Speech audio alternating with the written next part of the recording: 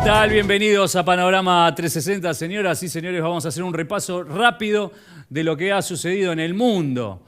Vamos a Europa, la tenemos a ella, a ver, a Ursula von der Leyen, que dice que Europa se va a rearmar. 800.000 millones de dólares van a sacar de diferentes presupuestos para rearmar a Europa. Del lado de Ucrania y de Rusia parece que va a haber un acuerdo, 30 días, un stop en la guerra. Mientras tanto, Europa en los próximos 4 años se va a ahorrar con 800.000 millones de euros. Y nos vamos a ir a Siria, al ataque más específicamente. Es el lugar, el sitio donde la familia Bashar al-Assad tiene fuerza. 1000 muertos hubo esta semana. Persecuciones, ¿sí? Y también habló el premier sirio nuevo, que no tiene tanta fuerza, y dijo que están intentando hacer un golpe de Estado a esta nueva democracia, digamos, de alguna manera. 1000 muertos y no se sabe mucho más de esto. Vamos a ver si se frena o no. Estamos al lado ahí de Israel. Y por supuesto tenemos que venir a América del Sur y hablar de lo que sucedió en Bahía Blanca. 16 muertos, ahí vemos las imágenes dolorosas de cómo la ciudad quedó bajo las aguas y por supuesto vimos también, por supuesto, personas, casas destruidas, perros fallecidos, bueno, mucho dolor en la Argentina y también como se ve tanto dolor, también del otro lado se ve que cuando se une la Argentina y empieza a ayudar y vimos camiones y helicópteros y trenes que empezaron a cargarse de mercadería, programas de televisión también juntando dinero para esta causa que la verdad causa dolor. Y también se piensa, ¿por qué? ¿Por qué se llegó a esto? Señoras y señores, tenemos un súper programa especial, nos vamos a ir a Israel, nos va a acompañar el director de Radio High, vamos a hablar de religión, vamos a hablar del mundo musulmán, vamos a hablar de Israel y también de Donald Trump. Quédate acá en Panorama 360, vamos a un pequeño corte y a la vuelta mucho información. Gracias.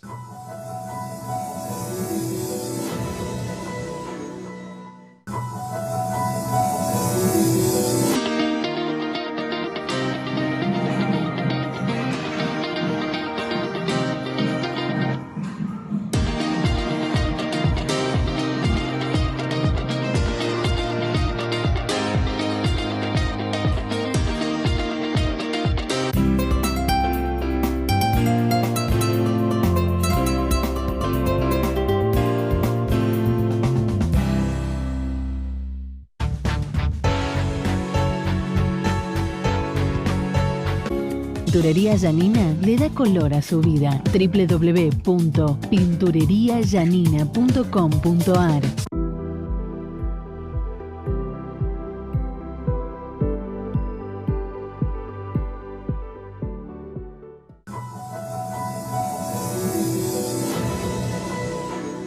Seguimos en Panorama 360, señoras y señores. Hoy tenemos un invitado especial.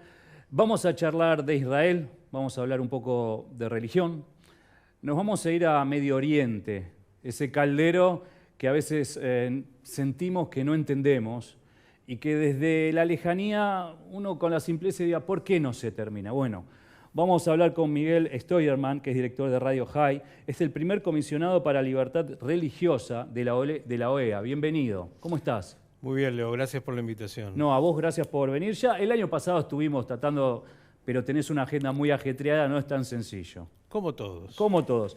A ver, tenemos una imagen de Miguel con el Papa Francisco, ¿no? Y me gustaría que nos cuentes un poco acerca de esto y qué es ser el comisionado, ¿no? Bueno, esta foto pertenece tuve varias audiencias con el Papa, la última justamente es esta, el 8 de diciembre. Y en esa audiencia fuimos junto a Luis Almagro, el secretario general de la OEA, para llevarle un libro que hicimos en la confraternidad judeo-musulmana, de la cual también participo y he sido un poco fundador con el imam Guaranguil, y publicamos un libro donde hablamos del diálogo interreligioso judeo-musulmán que prologó Luis Almagro y bueno, a partir de eso se dio este encuentro. Hablemos no de religión profunda, pero sino de esto. Si hay un diálogo, ¿cuáles son las cuestiones en las que no coinciden los musulmanes y los judíos, ¿no? Porque ustedes tratan de encontrarse, pero uno entiende que la guerra en algún lugar los desencuentros en algún lugar empezaron y tal vez fue por algo religioso. Y ustedes están haciendo el camino inverso de encontrarse. A ver, es verdad que el diálogo interreligioso judeo-musulmán es una novedad. Ahora, durante la historia en realidad teníamos mucha cercanía, pero tenemos mucho en común con el Islam. Ahora, mucho más difícil que el diálogo interreligioso es el diálogo intrarreligioso. Y el verdadero desafío del Islam está dentro del Islam, entre chiitas y sunitas. Sí, tal cual. La verdadera guerra del Islam está ahí adentro. Y dentro del judaísmo también tenemos lo nuestro, solo que, claro, es un tema también de dimensiones, ¿no? Y tal vez lo resuelven adentro de casa y no como los chiitas y sunitas, que la verdad que en todos los países donde ese quiebre está y son casi dos sociedades totalmente diferentes. Sí, yo siempre con mi amigo el imam le digo que nosotros nos gritamos y discutimos todo porque es parte de nuestra realidad y idiosincrasia, pero terminamos generalmente ahí, digamos, termina en una discusión. Cuando ellos discuten terminan con la muerte de mucha gente y de verdad el peor de los dramas que tiene el Islam es esa realidad interna, que gracias a Dios hoy justamente he leído y estoy más que entusiasmado de las declaraciones hace un par de días de Mohammed bin Salman, que es el rey heredero en Arabia Saudita, que habla de una reforma que está planteando en términos del Islam enorme, quiere un Islam integrado a Occidente, un Islam que santifique la vida y no la muerte. Realmente es un antes y un después, y creo que si esto va a avanzar, que viene avanzando desde ya, va a ser sumamente importante. Pero aquí estás hablando también de alguien pro-occidental, ¿no? Con cercanías y negocios y con una idiosincrasia totalmente diferente. Y en la vereda de enfrente, por supuesto, ahí tenés al enemigo de Israel, que es Irán. Sí, a ver, vamos a decir lo siguiente. Arabia Saudita es el gran poder del mundo musulmán. De hecho, es el custodio de la Meca y Medina. Estamos hablando del principal país musulmán, con lo cual no es poco. No, y por tiene además una realidad donde el 70% de su población es menor de 30 años. Estamos hablando de una generación joven que tiene otra mirada sobre la realidad. Entonces, creo que es fundamental lo que está pasando en Arabia Saudita y de hecho viene dando grandes pasos. Dentro de esos pasos viene el acercamiento a Occidente, a Israel. Yo espero y creo que en algún momento no muy lejano Arabia Saudita va a normalizar las relaciones que ya tiene con Israel y va a integrar los acuerdos de Abraham. De hecho, lo que pasó con Hamás y el 7 de octubre es producto directamente de ese acercamiento que ya se estaba dando cuando Irán, lo mencionaste, y sus proxies, Hamás, Hezbollah, los hutíes y otros, bueno, dijeron esto tenemos que de alguna manera boicotearlo y por eso vino la matanza terrible del 7 de octubre. Pero no te contesté del comisionado de la libertad religiosa, bueno. ¿Ves? Empezamos a hablar y bueno. No, simplemente es un honor enorme que me ha dado Luis Almagro.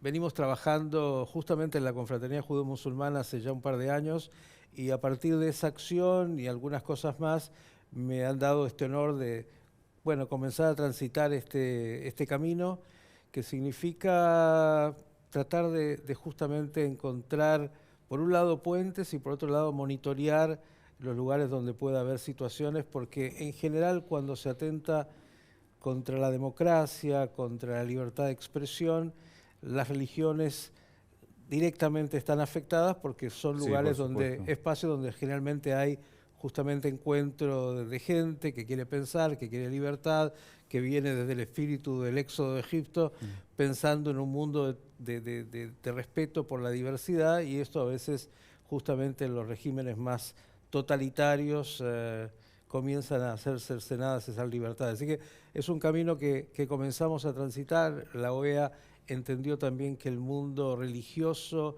tiene mucho para aportarle, el mundo de la espiritualidad, a la política. Por supuesto, las influencias, también tiene poder, entra en las capas sociales. Digo, no haber tenido la religión en cuenta también tal vez fue algo...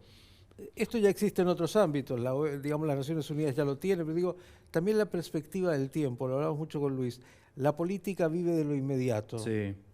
Ya sabemos cómo funciona por intereses y necesidades muy concretas de resolver temas inmediatos.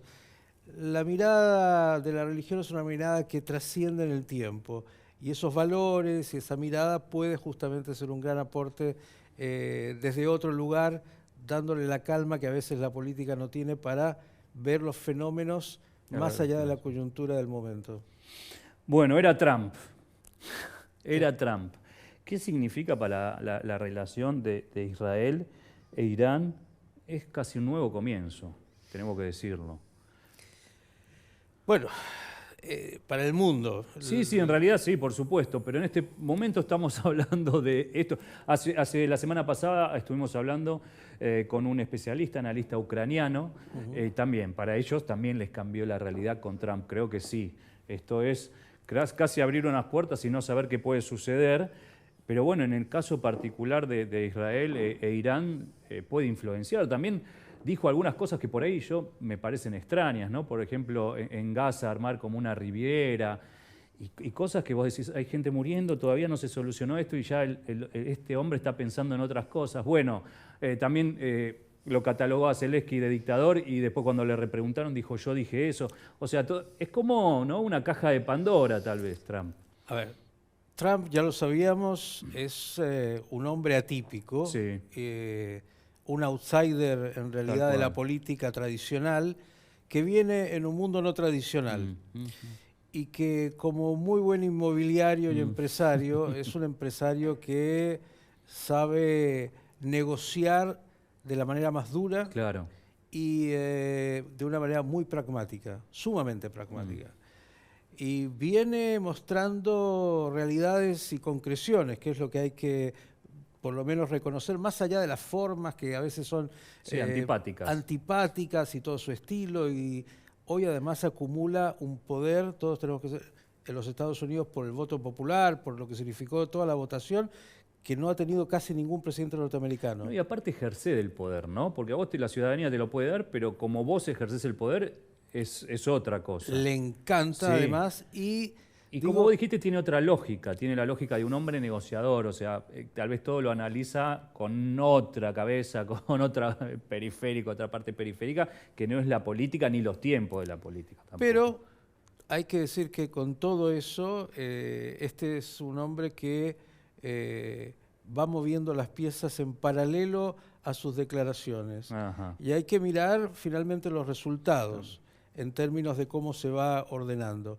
Es verdad que Irán ya venía muy golpeado antes de la asunción de Trump, porque en lo que hace a la guerra, que nadie gana las guerras, pero que en términos geopolíticos del Medio Oriente planteó Irán con la masacre del 7 de octubre, bueno, después de más de un año y medio de dolor profundo en la sociedad israelí, un trauma profundo, si uno mira la realidad en el terreno, Irán ha salido muy debilitado. Y sí, los dos proxy más cercanos fueron heridos casi de muerte. Y por supuesto ellos no tienen la presencia física y estar ahí cerca. Pero bueno, esto plantea un desafío también para Israel. ¿Cómo terminarlo? Eso es lo más difícil, ¿no? Me parece. Bien, dicho que Hezbollah, después de la acción de los Viper, famosa, que es histórica... No, eso es para hacer una película y aparte me llegará.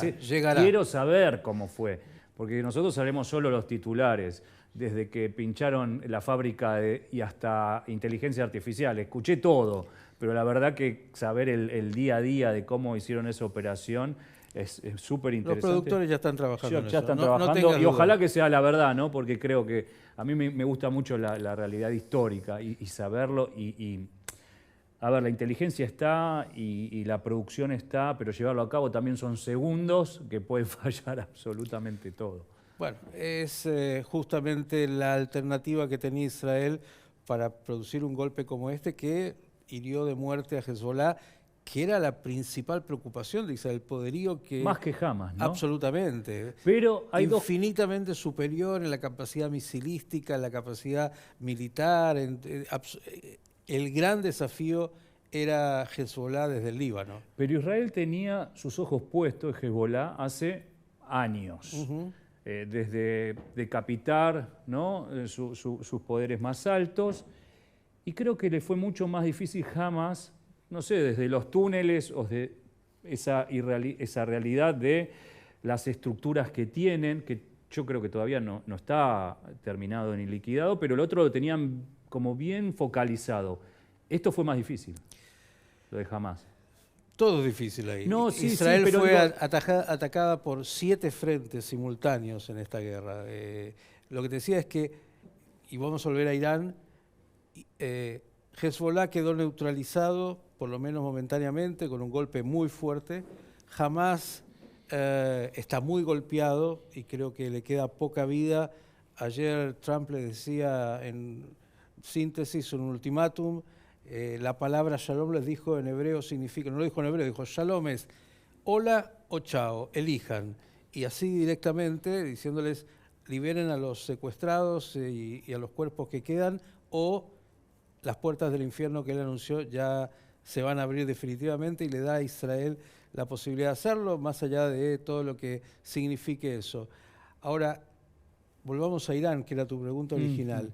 Irán está muy golpeado, sumamente golpeado, no solo por los proxies, sino porque las 2 veces que atacó a Israel durante esta guerra recibió una respuesta tan contundente que se sabe menos de lo que la gente sí, piensa. por supuesto, ¿no? Uno rastrea info y tampoco es que hay tanto. Las baterías antiaéreas están destruidas, muchos lugares más también. Tiene una sociedad interna que está muy complicada por las sanciones económicas, porque ha penetrado la droga en Irán de manera terrible, porque tiene una situación interna muy inestable. Compleja aparte, porque hay muchas minorías. Bueno, yo cuando participé en la guerra, por supuesto, que Israel también estaba allí atrás y se hablaba, bueno, en realidad después que terminó la guerra de Nagorno-Karabaj, al mes se asesinó, se murió, desapareció, lo que sea, quien era el encargado del plan nuclear de Irán. O sea, todo tiene que ver con todo, ¿no? Uno tiene que mirar la lupa y también extraerse un poco. Pero bueno, y está en todos lados. Israel está en todos lados y actúa como cree para su defensa. Aquí, por supuesto, tuvimos grandes analistas y así lo fuimos contando durante el tiempo, todo este tiempo. Ahora, ¿es posible un acuerdo con Hamás? ¿Es posible un alto el fuego? ¿Cuáles son las condiciones? Vimos también imágenes terribles, te tengo que ser sincero, hambruna o niños perdidos, sin padres, y todo eso golpea, ¿no? Es lejano, tal vez parece en una pantallita de celular, pero bueno, pero es duro y me imagino que vivir. Y también pienso en el futuro, porque esos chicos que quedaron huérfanos son mano de obra fácil para Hamás, o sea, no se termina hoy, digo esto. A ver, la guerra siempre es un drama y la violencia engendra más violencia. Y mucho más difícil que terminar con el liderazgo del Hamás es terminar con la ideología del Claro, Hamás. sí, eso es Y cierto. eso sí que es un desafío mayor. Cuando fue la Segunda Guerra Mundial, el desafío no solo fue ganar la guerra contra el nazismo, sino desnazificar Europa y Alemania. Y eso es un proceso distinto que tiene que ver, bueno, primero con que el derrotado asuma la derrota, Claro. luego con que pueda revisar su monstruo interno. Por eso es tan importante la Arabia Saudita, que está trabajando justamente combatiendo el yihadismo y combatiendo el extremismo musulmán. Pero digo, estamos en un momento interesante, porque además todo está concatenado. Este es un billar de bandas múltiples. Hablaste de Trump. Por ejemplo, Trump está ahora, ¿por qué se acercó a Rusia y ha dejado a Ucrania? Porque entiende que Rusia es una pieza clave para justamente en lo que es esta recreación de la Guerra Fría, donde está el eje Estados Unidos con sus aliados, ¿sí? Israel, los Emiratos Árabes, Arabia Saudita y algunos otros países, incluso Europa con toda su problemática va a estar ahí más cerca. Y por otro lado está China y todos sus aliados, incluso algunos aquí en también América Latina. Ahora, y está tratando de aproximar a Rusia al eje occidental de Estados Unidos. Claro. Por eso lo pone a jugar ahora a Rusia y a Putin con el aliado que es Irán, para intentar resolver la negociación por los temas nucleares de Irán. Entonces, creo que las opciones están abiertas. Un ataque militar puede ser muy terrible, muy costoso y con mucho dolor. creo que Estados Unidos y Trump están negociando en todos los planos. Por un lado, hablando de manera directa en este momento con el Hamas. Hay una negociación ya conocida donde está hablando con el Hamas diciendo ustedes tienen que, además de entregar los rehenes, desde ya desaparecer. Por el otro lado, hizo esta propuesta del desarrollo de real estate en la Franja de Gaza, que es casi tirar un globo. Sí, sí, pero bueno, empieza a comentar y eso va por otro. No, pero ya trajo de vuelta algo muy importante. La Liga Árabe se reunió, la Liga Árabe estaba muy cómoda durante muchos años, se hizo una contrapropuesta. Arabia Saudita, los Emiratos Árabes y un conglomerado de países van a reconstruir la Franja de Gaza, van a tener 6 meses de supervisión de un grupo de países y luego jamás no va a estar en el gobierno dentro de la Franja de Gaza y pretenden que la autoridad palestina se haga cargo. Digo, se está moviendo el tablero y está vinculado cada lugar uno con el otro. Por eso digo, Trump y la administración Trump tienen claro, entre otras cosas, yo creo que su deseo de ser el Premio Nobel de la Paz. Sí, él no va por un segundo mandato. No. Así que tiene que pero además, él se quedó un poco con resentimiento que se le dieron a Barack Obama, que no hizo nada, y él que logró los acuerdos de Abraham, que durante todo su mandato anterior no hubo una guerra en el mundo, está cambiando todos los ejes. Además de ser un hombre que está pensando en otra realidad del mundo, un mundo que todavía es incierto, peligroso. Hay una guerra económica, lo que estamos viendo, cómo está manejando el tema de aranceles y cómo está reconfigurando todo. Sí, bueno, también hay un cachetazo se comió ahora, ¿no? Con Canadá, con México, con Europa. Bueno, digo, la política va a tener que también un poquito lidiar con esto. Creo que a él no le asusta ese juego, yo creo que no. Él pone primera, segunda y tercera y después algo puede retroceder, pero muy gran poquito. Jugador de truco. Sí, entonces, sería un buen argentino. Absolutamente. A ver, yo tengo muchos temas por hablar del premier de Israel, sus fortalezas, debilidades, pero en realidad abriste un tema que a mí, por lo menos en la Argentina, es muy problemático y muy profundo, que es el acuerdo nuclear de Estados Unidos, por supuesto en su momento, con Irán, ¿no? Pero aquí la comunidad, cuando se habla de Irán, de algún tipo de acercamiento, siempre tiene como una mirada alejada. No, Irán es el demonio, entonces no podemos ni hablar. Yo lo entiendo así, quiero que vos me lo expliques cómo es esto, porque desde un lado, acá podemos hacer un análisis recontra profundo y creo que llevaría un programa y no vinimos para esto, porque en el medio tenés un fiscal asesinado, bueno, hay muchas cosas, digo, pero Irán ¿se puede transformar en otra cosa o no lo ven? Digo, ¿siempre va a ser una palabra prohibida? No, el para siempre en la historia de la humanidad y de los países no existe.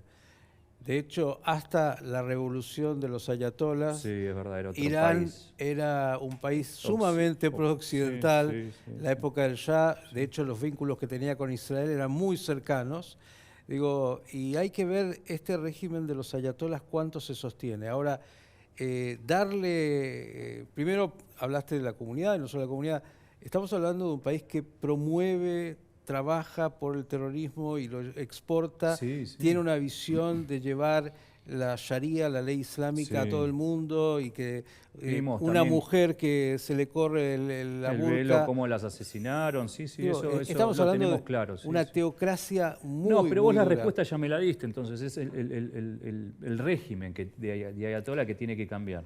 Bueno, Miguel, te agradezco mucho tu tiempo, la verdad que estamos llegando al final, me gustaría charlar mucho más contigo, estás invitado a lo largo del año cuando tu agenda lo permita, así que gracias por estar con nosotros. No, un placer enorme y a la disposición. Son temas complejos, están lejos aparentemente en el mapa, pero... Todo nos influye. Y todo se vincula con todo, porque Irán está activo en Venezuela, porque Irán está en Bolivia, porque Irán está en Brasil, porque tenemos una región, todo el mundo de alguna manera está interconectado. Por eso digo, se mueve una pieza y hay que mirar no solo esa pieza, sino ver el resto del mapa e incluso los que están en silencio. China, por ejemplo, es un jugador que maneja en el tablero de ajedrez, ya que hablamos de los iraníes, el reloj del tiempo y lo sabe hacer como nadie. Entonces digo, no nos quedemos solo con la fotografía del momento, sino miremos un poco más el Está mapa. claro lo mismo que hizo con Rusia, ¿no? Yo entiendo que Europa y Estados Unidos lo tiraron hacia los brazos, pero ellos no se jugaron, esperan y no se pusieron de socios nunca. Bueno, Miguel, súper interesante. Gracias por estar con nosotros. Y bueno, señoras y señores, hemos culminado el programa. Nos vemos la semana que viene. Gracias.